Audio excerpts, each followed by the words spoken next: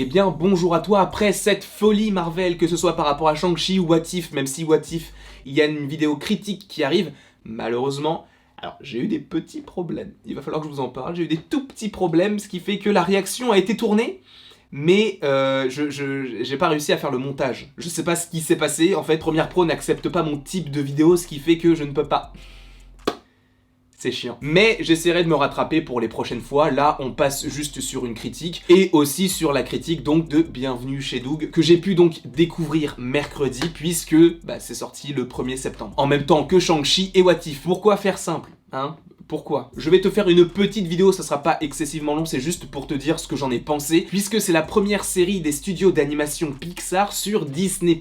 Tu vas me dire, il y a Monstres et compagnie au travail, c'est pas Pixar. Oui, Monstres et compagnie et Monstres Academy, c'est Pixar, mais pour le coup, cette série donc au travail entre guillemets, est une série uniquement liée à Disney et non pas à Pixar. Alors que là, donc Doug Days ou Bienvenue chez Doug, c'est une série Disney Pixar. On y retrouve son compte et on voit la différence entre ce qu'a fait Disney tout court et ce que fait Disney Pixar, parce que en termes d'animation déjà c'est le jour et la nuit. Là où au travail c'est un petit peu plus saccadé, tu sens que c'est de l'animation qui peut être diffusée à la télévision, tu sais, le matin sur TF1 ou France 3 par exemple. Là où Bienvenue chez Doug, c'est du Pixar. Et ce qui est intéressant, c'est que cette série n'est pas réellement une série, c'est que c'est en fait une sorte de série, oui, mais de court-métrage. Dans le sens où tu peux regarder les épisodes dans le désordre, il n'y a pas réellement de lien entre chacun des épisodes. Même si, c'est vrai que c'est mieux de commencer par le premier et de finir par le 5e, parce que oui, il n'y a que 5 courts-métrages. Donc c'est assez court, dans le sens où un court-métrage peut durer jusqu'à 11 minutes, en comptant le générique d'1 minute que tu peux passer au début, et le générique de fin qui dure à peu près 2 minutes. Donc on est aux alentours de 8 minutes maximum,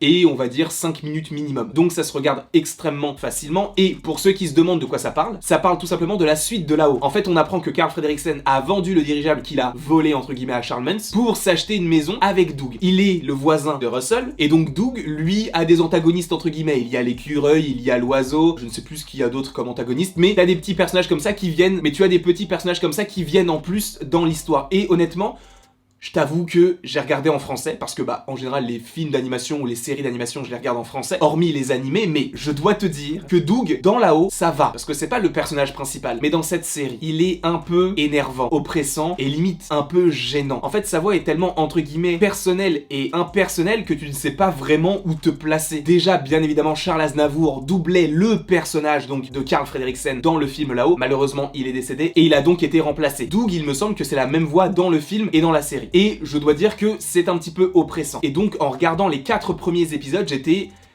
Ok, c'est cool, l'animation, elle est magnifique, c'est du Pixar. Oui, il y a moins de décors parce que, sûrement moins de budget qu'un gros film Pixar, c'est tout à fait logique, mais tu sens qu'il y a vraiment beaucoup plus de recherche esthétique et ça colle tout à fait à ce que faisait Pixar, tout simplement. Ainsi, quand j'ai regardé les 4 premiers épisodes, je me suis dit, Doug, il m'énerve, il est chiant. Et puis, j'ai regardé le 5e épisode. J'ai failli lâcher ma petite larmichette. Ils sont c'est même pas très fort, ils sont trop forts, d'accord ? En fait, il se met à la place d'autres personnages et tu te rends compte que il est un petit peu foufou, mais c'est parce qu'il profite aussi de ce qu'il a, parce qu'avant, il n'avait pas ce qu'il a aujourd'hui. Donc c'est un petit peu touchant, c'est vraiment très très bien amené, et moi ça, par exemple, ça m'a totalement renoué avec la série. Tu me diras, mais j'ai commencé la série à 10h, je l'ai fini à 11h, donc j'ai pas eu énormément de temps entre les épisodes, puisque j'ai tout enchaîné. Puisque je vous rappelle que c'est donc une série de courts-métrages, il y en a 5, et ils ont tous été diffusés le 1er septembre sur Disney+.